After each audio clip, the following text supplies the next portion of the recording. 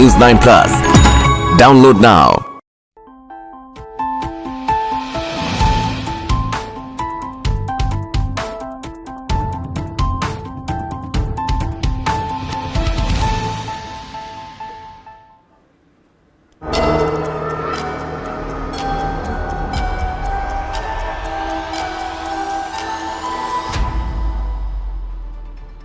The following content may contain visuals that are disturbing, graphic, or sensitive in nature. Viewer discretion is advised. This material is intended for mature audiences and may not be suitable for all viewers. Please exercise caution while watching, and if you find such content distressing, we recommend discontinuing viewing. This disclaimer is provided to ensure awareness and to prioritize viewer well-being. Thanks for tuning into News 9 Live. We're bringing you the latest developments, not just from that conflict in West Asia between Israel and Hamas, the 52nd day, the fourth day of that 4-day-long truce, and a 3 set of hostage release swapping that have already taken place. We're going to touch upon that, bringing you some other top global developments as well. So stay tuned with us to understand and stay on top of the news pulse of the day. Shifting our focus right to that West Asian conflict where the war between Israel and Hamas has now entered its 52nd day. Let's get you the latest update on your screens first. Now, Hamas has freed 17 more hostages that were held in Gaza on the 3rd day of the truce. This includes 3 Thai nationals as well. So 14 Israelis and 3 Thai nationals, which has now taken the total number of freed hostages to 63 so far. Meanwhile, take a look at this, ladies and gentlemen. 39 Palestinian prisoners were released by Israel so far on Sunday, taking the total number of Palestinian prisoners to 117. This, even as Qatar, Egypt and United States, all these mediators are actively advocating extension of the truce. Now, Palestinians detained by Israel in the occupied West Bank, that number is also something we are going to have to talk about. That number has now reached 3,200 ever since Hamas's October 7th onslaught on southern Israel. 200 Palestinians in the West Bank have been killed since the 7th October attack. Meanwhile, Palestinian farmer killed in central Gaza Strip has added to the tensions. On the other hand of the divide, 4 commanders of Hamas's armed wing have been killed, this coming out of the Israeli Defense Forces and Israeli Defense Forces themselves in their extensive ground operations inside the Gaza Strip. 75 casualties on the IDF's end inside the Gaza Strip, ladies and gentlemen. This, even as nearly 15,000 Palestinians have been killed since the war began on October 7th. Almost 40% of this death toll are children. Meanwhile, pictures on your screens that tells exactly how happy and how relieved the family members are. This is another set of 17 hostages that have been released by Hamas. They were in Hamas's captivity, and out of the 17, 14 are now Israelis. Look at the balloons, the Israeli flags. Everybody's waiting on these Red Crescent, Red Cross vehicles in which these hostages were transferred back to Israel. We will show you exactly what it was like inside rooms, what it was like for fathers, for mothers, for brothers and sisters and family members, everybody alike, to just catch a glimpse of their loved ones who were in Hamas's captivity just a couple of days before.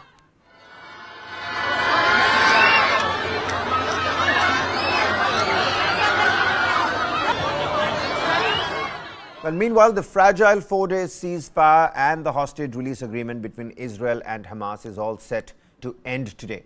Hamas has released 63 hostages, including both foreigners and Israelis. The overall deal that has been brokered is that the release of 50 Israeli hostages for 150 Palestinian prisoners. Now, the temporary ceasefire has been welcomed globally, and there is both hope and pressure that the ceasefire will be extended. Let's take a look at the possibility and the pressures of the extension of this ceasefire. Now, Israel faces mounting pressure to extend the cause by United States, by Qatar and by Egypt. There is pressure from families of hostages on Israeli government to extend the ceasefire to secure their release as well. On the other hand, you have somebody like Joe Biden who's hoping that the ceasefire will extend and more hostages are freed. The same has been corroborated by the White House as well. Now, United States' National Security Advisor, Jake Sullivan, he says that he is hopeful that the ceasefire is going to be extended. So major stalwarts, big voices, prominent names that are now saying that, well, we want this truce to extend. French Foreign Ministry wants an extension so that French hostages are released as well. And sources are telling us that Hamas has informed the mediators that they themselves want to extend the truce. Meanwhile, there were mass protests in New York and London demanding the permanent ceasefire across Gaza Strip in this 52-day-old West Asian conflict. Okay.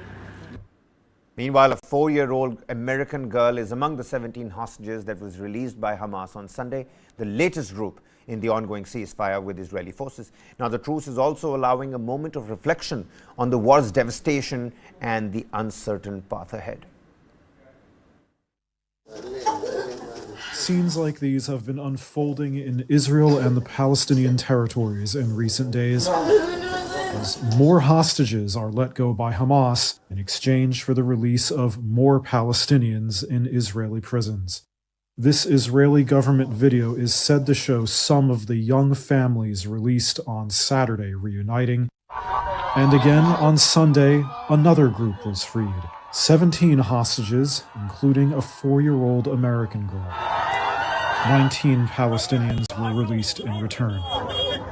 The temporary truce between Hamas and Israeli forces is allowing more humanitarian aid into Gaza as well. But there's also another effect.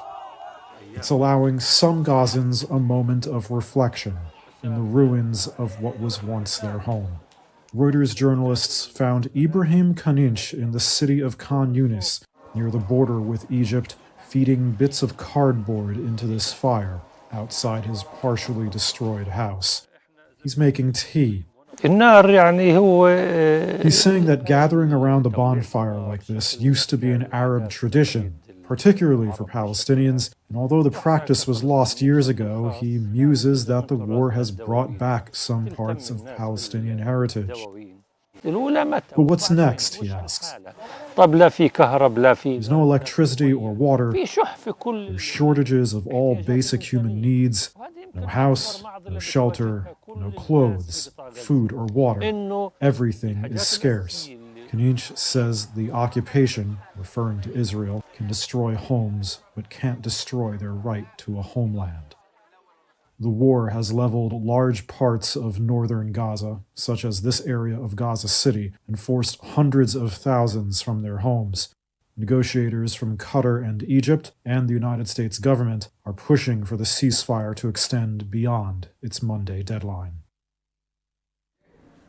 And well, that's not all. The Israeli army on Sunday released a video of a 9-year-old hostage who was held by Hamas running into her father's arms as she was brought back to Israel after spending her 9th birthday as a captive in Gaza Strip just the day before.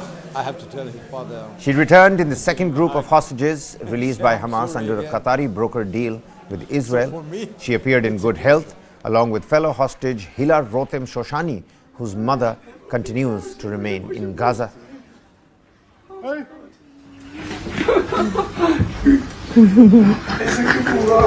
And family hand is a closure for me, because unfortunately I'm the one who told her father that she has been found murdered. And a week later, I'm the one who told the father that she probably captured. So it's a kind of a relief for me that she's still alive, she's here, she's with us. Now, Ahmed Solvi and other community members were watching video of the release of the hostages at the Dead Sea Resort, where most of the kibbutz residents were evacuated to after the raid. And I have to tell his father to give him a hug and say I'm sorry. Meanwhile, an Israeli father is grappling with the agonizing reality of his 3 abducted children and wife, allegedly taken by Hamas. The family is enduring an unimaginable separation, with the loved ones held captive in a foreign and undisclosed location deep underground in confined quarters.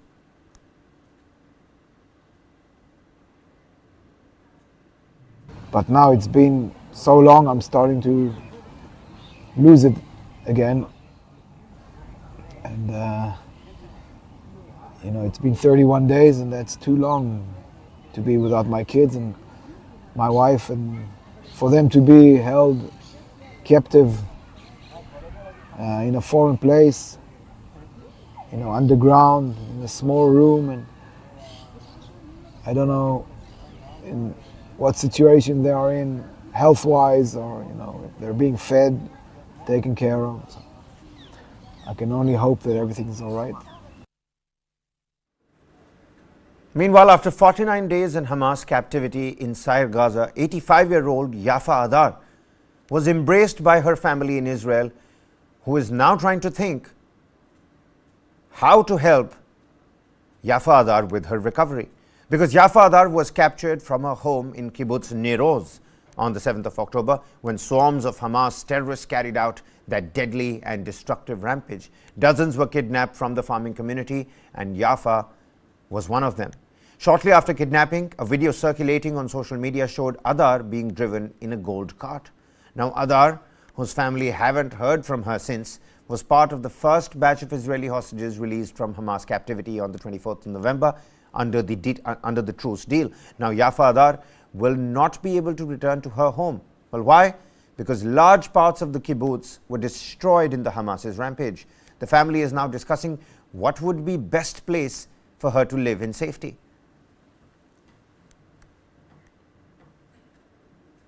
But smiles, balloons, jubilations and flags on one side of the divide, it's kind of similar on the other side as well.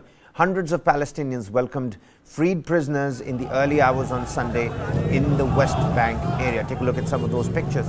Footage appeared to show released prisoners being carried on people's shoulders as crowds cheered, clapped and waved flags across the streets. The Israeli authorities released 39 Palestinian prisoners, including 6 women and 33 children, from 2 prisons as part of the second batch of the exchange deal with Hamas, according to Palestinian news agency Wafa.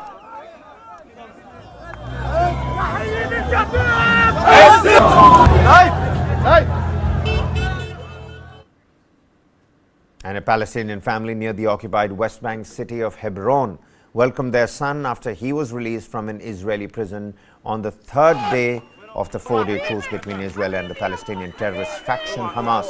Crowds gathered outside the home of released Palestinian prisoner Khalil Zamareh to celebrate his release. Take a look at that. Pictures on your screens of how the family members are completely losing it. The ongoing 4-day truce is the first halt in fighting in the 7 weeks since Hamas killed 1,200 people and took about 240 plus hostages back into Gaza. According to the Palestinian news agency Wafa, Israel freed about 39 Palestinians. Like I mentioned before, out of those 39, 6 women, 33 minors.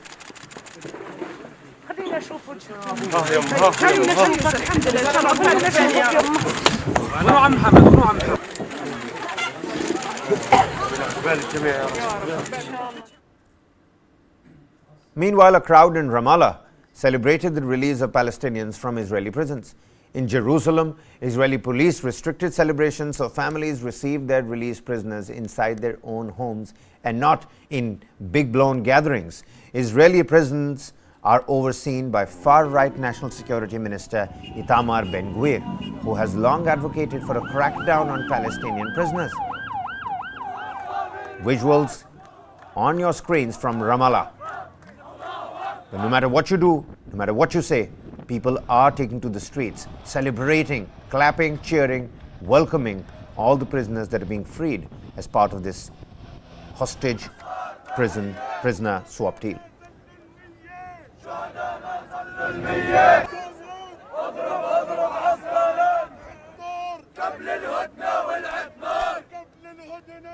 Now, Israeli Prime Minister Benjamin Netanyahu on Sunday met with the security forces inside the Gaza Strip. Netanyahu spoke with the soldiers and commanders and received a security briefing as well. His visit took place on the 3rd day of the 4-day truce between Israel and Hamas. We are here in the Gaza Strip with our heroic fighters. We will make every effort to return our hostages, and eventually we will return them all. We have 3 goals for this war: eliminate Hamas, return all our hostages, and ensure that Gaza will not become a threat to the state of Israel again. I'm here to say to my friends, to the fighters who are telling me the same thing, and I repeat this to you, the citizens of Israel. We will continue until the end, until victory. Nothing will stop us, and we are convinced that we have the strength, the power, the will, and the determination to achieve the war's goal, and that is what we will do. And I just wanted to show all the viewers this as well, because this is again evidence of what the damage and destruction looks like across the Gaza Strip. Collapsed parliament building in the Gaza city and the damaged area around it. These are enough. This is enough evidence of Hamas's war with Israel and vice versa. These are pictures after just a day of the truce. The truce to allow the exchange of Israeli hostages and Palestinian prisoners. Meanwhile, what is left of Gaza is something that people will have to work out. Palestinian officials said that Israeli army attacked and destroyed the buildings during the 50 days of the war. Completely in ruins. The visuals that you just saw, that broken, dilapidated building, was in fact the Gazan parliament. And the buildings around it, take a look at that. That's the entry point, and pretty much what is left of the parliament.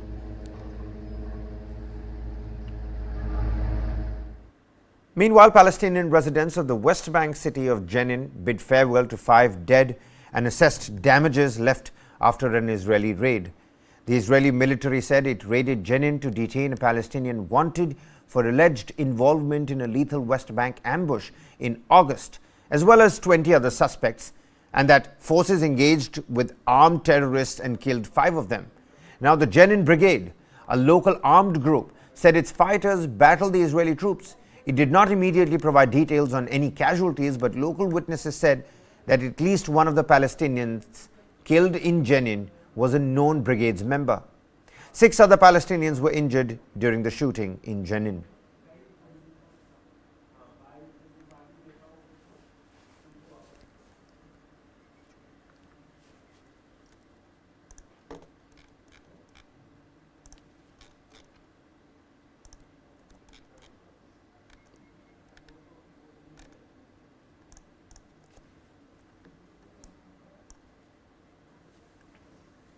Well, this, even as Israeli Defense Forces, has put out an important message for the civilians of Gaza. These, they say, are conditions that people must follow as part of the ceasefire. It says that for your safety, do follow these instructions. Take a look. It says that during the period of temporary humanitarian pause, civilians are allowed to move south, especially southward of Wadi Gaza. They've been asked to not, quote unquote, do not move to the north of the strip. They've also told them that it is prohibited to enter the sea, and it is also prohibited to approach within 1 kilometer of the border with Israel. IDF's conditions amid the truce. Let's not forget the last and the 4th day of this short and shaky truce. Meanwhile, far-flung impact, ripple effect being felt in the United States on the west and of course in Japan on the east as well. Disturbing news this time coming around from Vermont in the United States, where 3 young Palestinian students were reportedly shot near the University of Vermont's campus in Burlington. Now, police and a federal agent launched a search for a gunman responsible for the shooting, and authorities suspect the incident was a hate-motivated crime. Take a look. Police and federal agents were on Sunday hunting a gunman who shot and wounded 3 college students of Palestinian descent in Vermont in what investigators say they suspect was a hate-motivated crime. Authorities said a man with a pistol shot the 3 20-year-olds on Saturday evening on a street near the University of Vermont in Burlington and then ran away. 2 of the victims are U.S. citizens and the 3rd is a legal U.S. resident, according to police. They added that 2 of the students were wearing the traditional checkered keffiyeh scarf at the time of the attack. The shooting comes amid a rise in anti-Islamic and anti-Semitic incidents reported around the United States since the latest wave of Israel-Palestinian bloodshed erupted in the Middle East on October the 7th. In a statement, Burlington's police chief said, quote, "In this charged moment, no one can look at this incident and not suspect that it may have been a hate-motivated crime." According to police, all three remained under medical care on Sunday. Two of them were in stable conditions, while one suffered, quote, "much more serious injuries." The three went to universities in different states, but were gathered in Burlington for the Thanksgiving holiday at the home of one student's family. And brands based in the Western nations are facing the impact of a boycott campaign in Egypt and Jordan. This over Israeli military's offensive in Gaza. Take a look. This McDonald's in Giza, Egypt has seen few customers in recent weeks. When Reuters visited in early November, the inside appeared empty. That's because the fast food restaurant has been hit by a boycott over Israel's military offensive in Gaza since the Hamas attack on October 7th. The campaign has targeted Western brands in Arab countries over perceptions about pro-Israeli stances and financial ties. A sign in the window saying the franchise operator and its staff support Palestinians has done little to change those perceptions. Here's Ahmed Izzat, who lives in Cairo. It is fundamental for us as people supporting our Palestinian brothers to at the very least stop buying the products that help the Zionist entity kill our Palestinian brothers in Gaza. McDonald's has said it's dismayed by disinformation about its position on the conflict. Its Egyptian franchise has pledged $650,000 in aid to Gaza.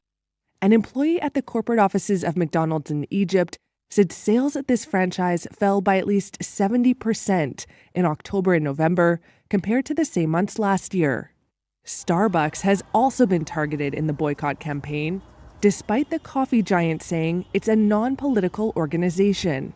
An Egyptian supplier to Starbucks and McDonald's says he's noticed client demand has slowed down by about 50%.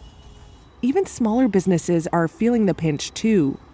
Kiosk owner Issam Abu Shalabi says customers are demanding Egyptian soft drinks instead of products from Israel or the US. I see it as very wrong, he says. What does it mean to drink something or not drink it? Shalabi says if people really want to support Palestinians, they should fight alongside them. But Hassam Mahmoud with Egypt's boycott, divestment, and sanctions movement says the campaign lets people feel like they're making an impact and hitting companies where it hurts. This Cairo supermarket says it's had an uptick in sales because it replaced boycotted products with local ones. In Jordan, this grocery store has signs warning customers if a product is being boycotted. This customer says that if a boycotted item is picked up by mistake, she would return it immediately. Still, some remain skeptical about the effectiveness of boycotts. Take-up has also been uneven, with no major impact seen in some countries, including Saudi Arabia, the United Arab Emirates, and Tunisia. Well, you can count on News 9 Live to bring you all the latest developments when it comes to the West Asian conflict between Israel and Hamas. But taking a look at some other global developments as well, we've got this one right here. North Korea has deployed soldiers and heavy weapons at guard posts near the border with South Korea, following the suspension of a military accord between the countries. Now, armed North Korean soldiers had been spotted restoring damaged guard posts in several locations since Friday, according to South Korea's defense ministry, citing photographs from cameras in the DMZ. Now, North Korea warned it would continue to exercise its sovereign rights, including through satellite launches, with the launch of a reconnaissance satellite just last week being prompted by the need to monitor the United States and its allies, according to state media KCNA. Now, the launch prompted South Korea to suspend a key clause in a 2018 inter-Korean military agreement and resume aerial surveillance near the border. North Korea, in turn, declared it was no longer bound by the agreement and would deploy weapons on the border with the South, no holds barred. And maintaining our focus to the Southeast Asian region, North China continues to grapple with the surge of a respiratory illness, with many children now being affected, according to state broadcaster CCTV. Now, footage on CCTV showed babies and children wearing oxygen masks and crowds waiting inside rooms. Doctors have encouraged parents to seek medical treatment as quickly as possible if their children show any symptoms, especially for babies under 3 months old. The spike became a global issue last week, with the World Health Organization asking China for more information on what's really happening over there, citing a report on clusters of undiagnosed pneumonia in children by the Program for Monitoring Emerging Diseases. The WHO said that no new or unusual pathogens had been found in the recent illness.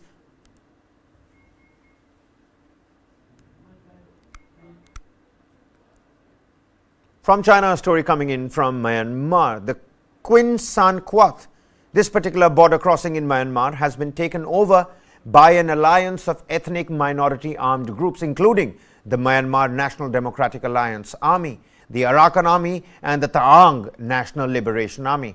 This strategic crossing, vital for trade with China and reopened into 2022 post-pandemic era, is now under rebel control.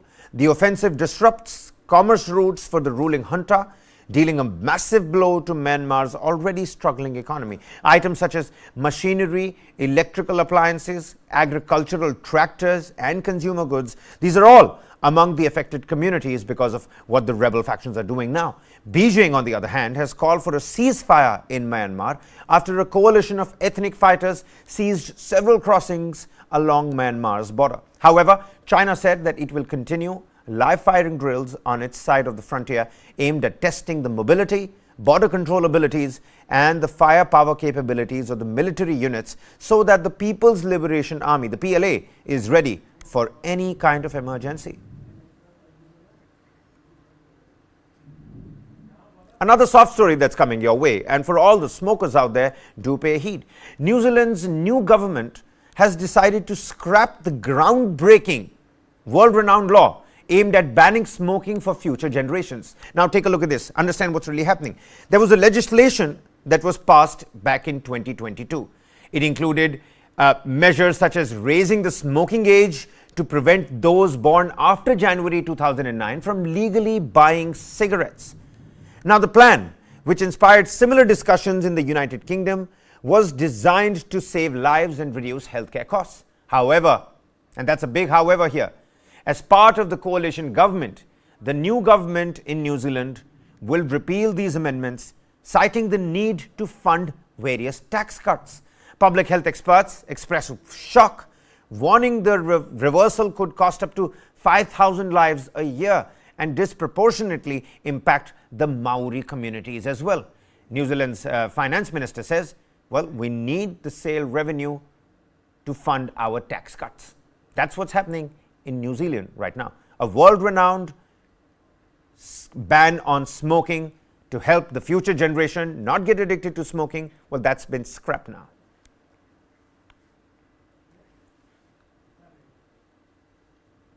And like we promised here on News 9 Live, climate change is real. We must talk about it. Coming up next is a full-blown segment on that.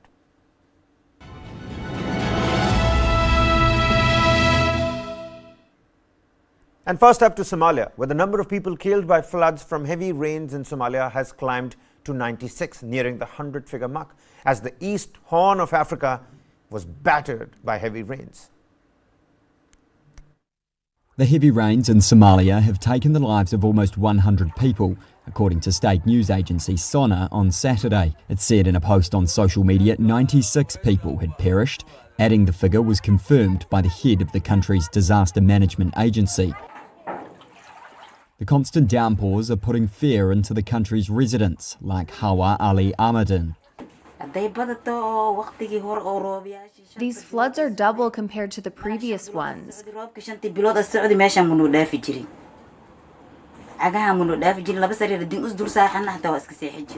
You can't take a risk in this one.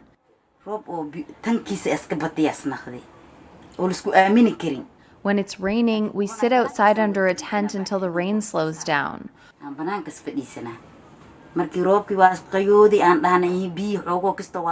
We only come in the house when the rain slows down so that we can cook for the children.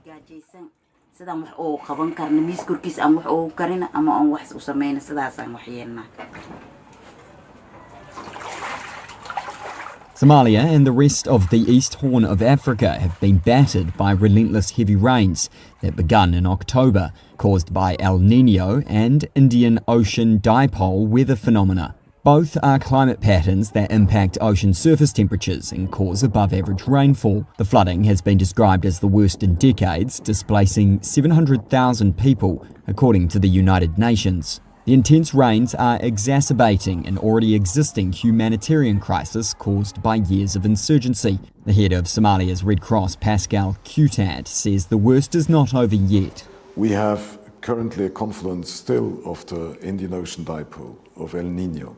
We have a cyclone building up in the Indian Ocean. We have rains continuing in the highlands of Ethiopia. All of that means that this is not over and it's not yet at its peak. It's getting worse and these people are going to suffer more. In neighbouring Kenya, the floods have so far killed 76 people, according to the Kenyan Red Cross, destroying roads and bridges as well as leaving many residents without shelter, drinking and food supplies, according to the charity Doctors Without Borders. Shifting our focus to Italy, where a huge lava flow in Sicily has grabbed everyone's attention, which is pouring out from the southeast crater of Europe's tallest and most active volcano, Mount Etna. Now, Etna's observatory, National Institute of Geophysics and Volcanology, has issued an alert for all the flights flying in the region. This has been done keeping in mind that the international Vincenzo Bellini Airport in Catania is still functioning. Authorities are closely monitoring the situation, emphasizing the safety of air travel and local communities amid this breathtaking yet potentially hazardous volcanic activity. Mount Etna erupts yet again, spews lava in the Sicilian air. And from lava, let's talk about an iceberg. And not just any other iceberg, but the world's largest iceberg, the A23A. It's on the move after about 30 years. The Antarctic giant, which is 3 times the size of New York City, is drifting past the Antarctic Peninsula, propelled by winds and currents. Scientists are monitoring its rare journey and are unsure if it will impact wildlife or shipping routes. This iceberg is one of the oldest icebergs in Antarctica, as well as being the largest at the moment. And it broke off the ice shelf in 1986, and then it remained grounded on a high point of the sea floor, quite close to where it broke off. And it stayed there for about 30 years since the mid-80s. And then in the recent years, so since around 2020, we first started to see it moving a little bit. And now it's moving relatively quickly up the eastern side of the Antarctic Peninsula and out into the open ocean. Where it was grounded quite close to the continent, the ocean is very cold. It has moved around a little bit, but I think it over time, it's probably just thinned slightly and just got that little bit of extra buoyancy that's allowed it to lift off the ocean floor and get pushed by the ocean currents. You know, an iceberg of this scale has potential to survive for quite a long time in the Southern Ocean, even though it's much warmer and it will start to melt more quickly. It could still make its way reasonably far north up towards South Africa, where it can disrupt shipping. And if all these stories haven't already rung a bell, maybe this one will. Wildfires in Bolivia have ravaged at least 11,000 square miles of land, leaving behind a trail of nothing but destruction. Firefighters are battling the blaze despite scarce resources. Take a look. This indigenous volunteer firefighter in Bolivia has been battling wildfires for months. With hardly any equipment and no professional medical help, Wilson Piter Huari Chow says his task is nearly impossible.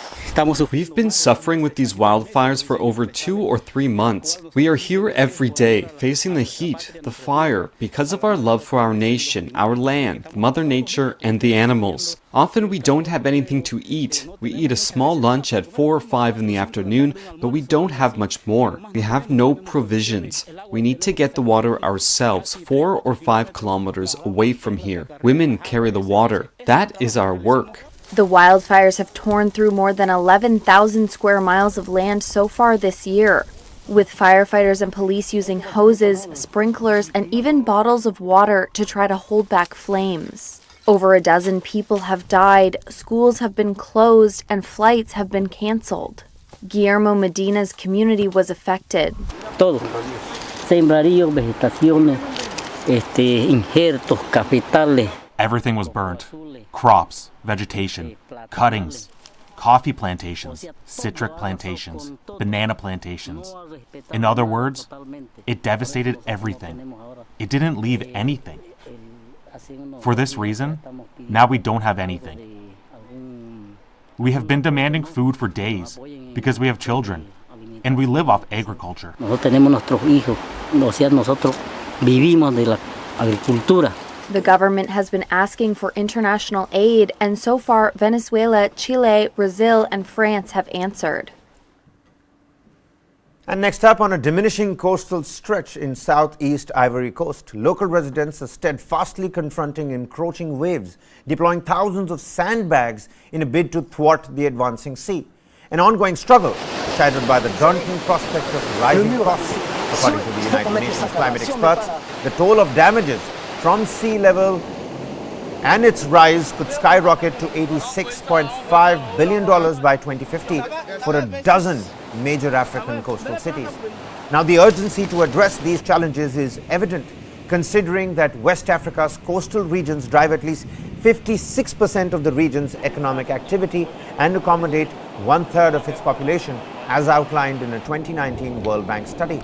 Despite mounting needs, wealthier nations are failing to fulfill a commitment to provide $100 billion annually to support poorer countries in adapting to the adverse impacts of climate change, including the rising sea levels.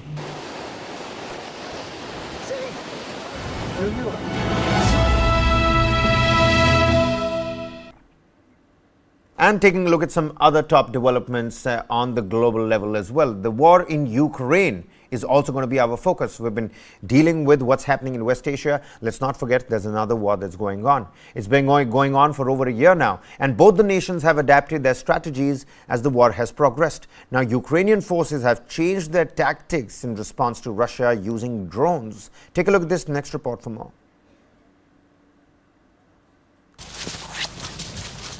Hidden in the bushes somewhere at the Bakhmut section of the front line sits a Ukrainian artillery crew.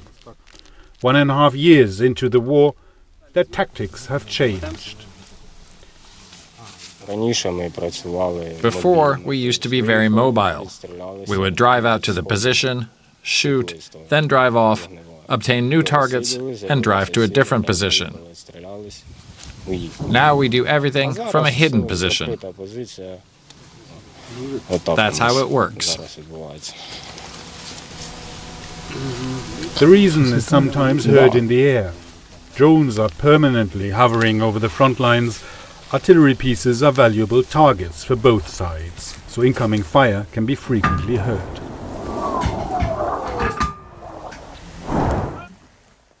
Rather than driving around on open roads, artillery units now try to hide their equipment.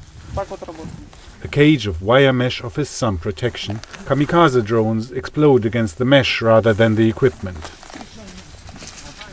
This self-propelled howitzer has been in service for several decades. The Soviets named their artillery after flowers. This 122mm artillery piece is called a carnation.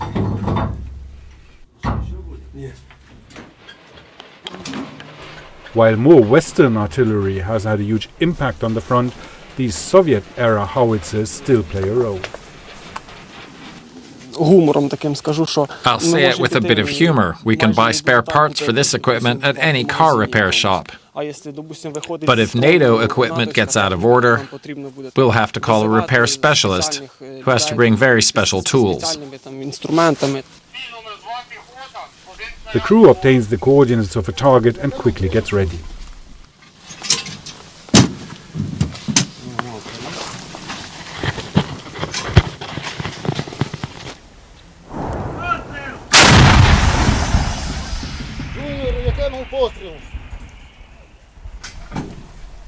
After shooting, they immediately leave the vehicle. Every shot fired from this position increases the probability of being detected. There is the widespread assumption that they are idiots. That is not at all the case. They also know how to fight.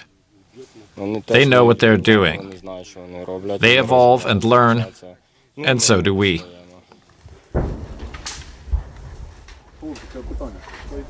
The cage is closed again and hidden from drones.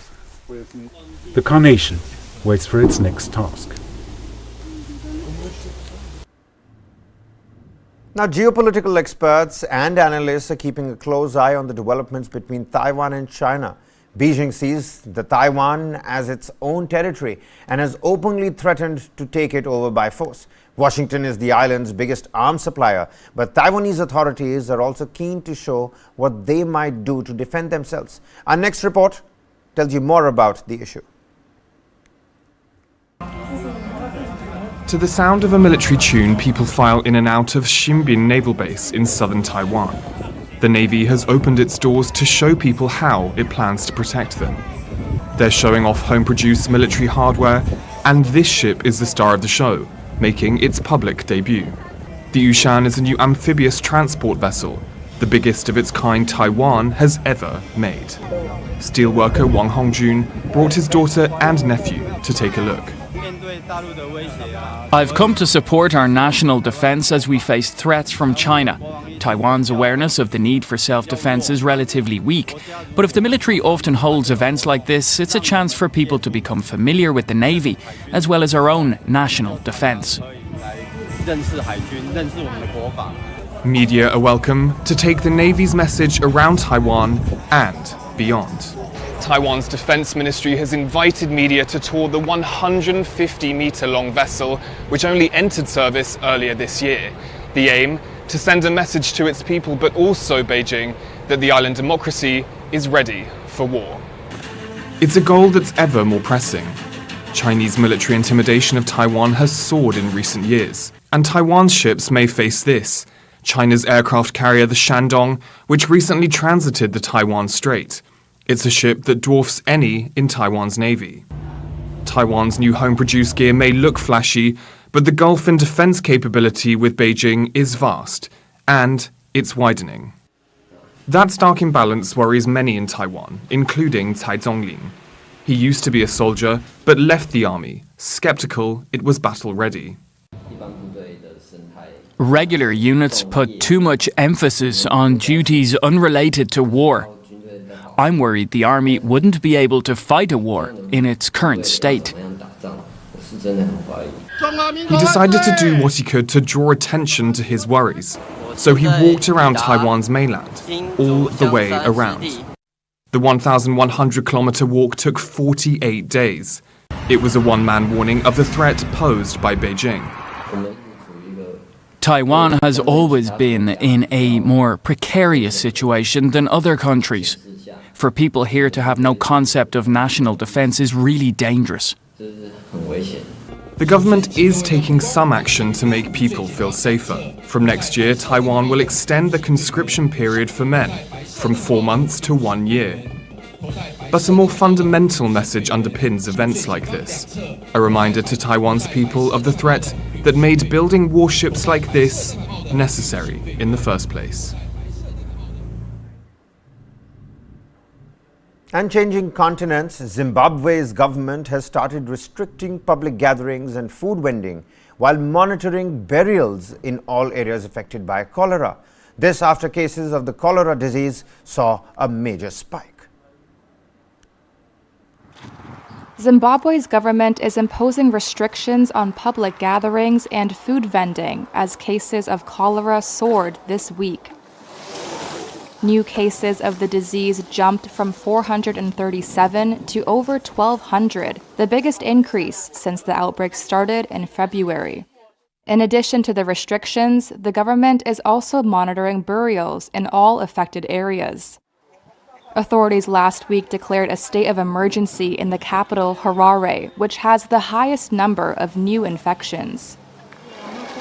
In the low-income Kawadzana suburb, where 7 of the capital's 13 deaths occurred, residents complained about erratic supplies of clean water, uncollected garbage, and raw sewage flowing in the streets. Resident Bertha Rawizi is receiving treatment at a cholera isolation center.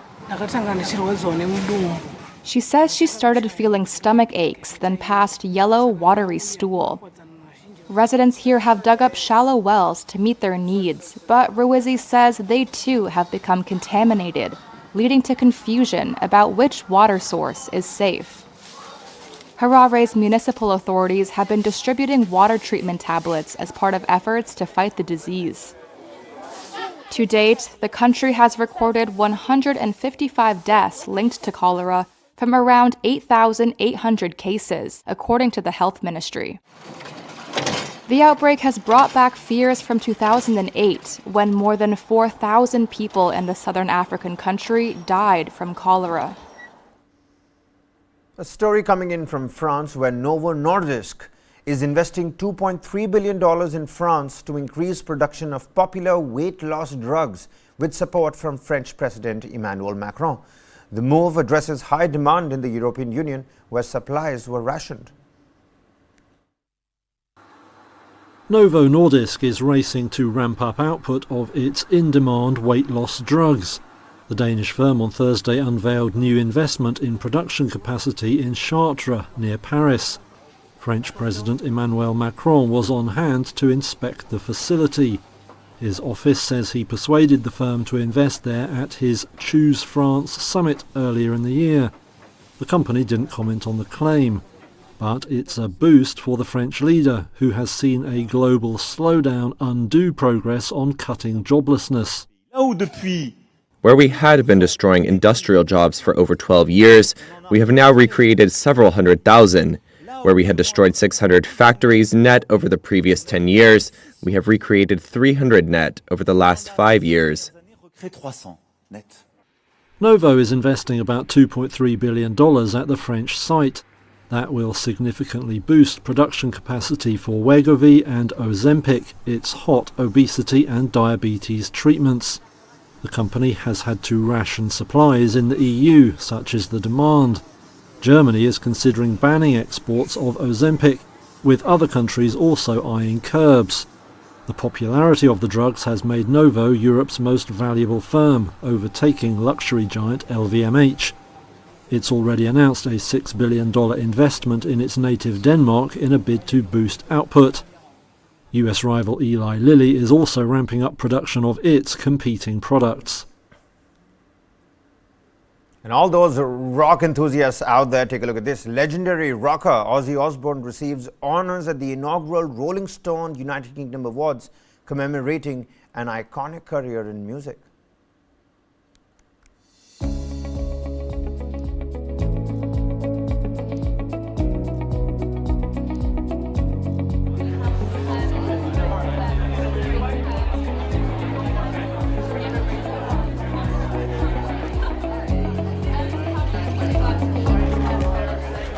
That's amazing that he's going to be winning that award. That's incredible. Yeah, we're fans. You can root most heavy music back to Sabbath, man. Yeah. Like that sort of dark tonal sound. So much of rock music comes back to Sabbath. Do you know what I mean? It's like they're such a benchmark in music.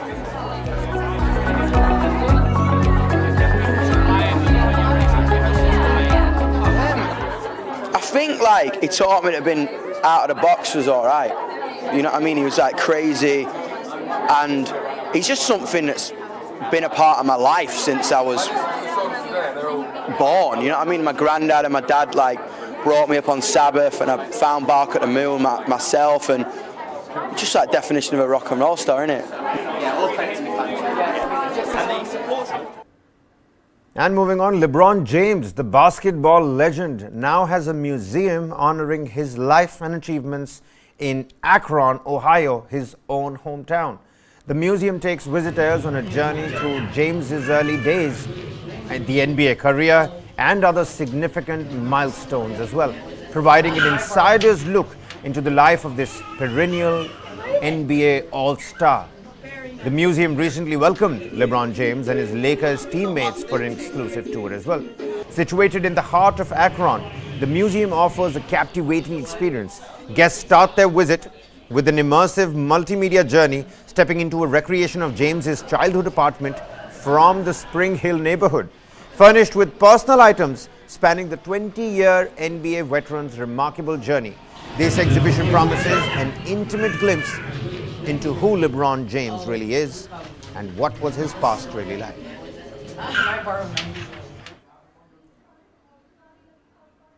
And take a look at this.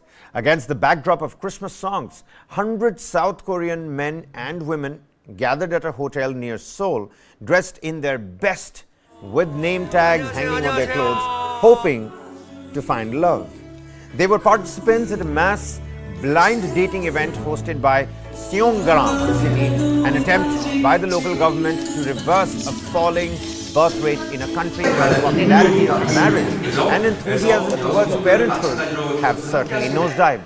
The participants in their 20s and 30s sat quietly next to one another until a relationship coach, a hitch, started the event with a game of rock, paper, scissors, quickly filling the room with chatter and laughter. The city appeared determined to arrange matches between participants, preparing wines, chocolates, games, free makeup services, and even background checks for participating singles. Now, Seongnam City said that after 5 rounds, 198 of the 460 participants left the event as couples, where they agreed to exchange contact with a partner. South Korea's fertility rate dropped to a record low of 0.78 just last year, far below the average rate among countries in the Organization for Economic Cooperation and Development, the OECD, which stands at 1.58 in the year 2021, according to the latest figures available. 미국의 사회학자 보사드가 말했죠. 큐피트는 화살을 가지고 있지만 멀리 날아가지는 못한다. And with that, it's a wrap on this edition of Top Stories. Hope you enjoyed this particular episode. Lots more coming right on the other side. Don't go anywhere.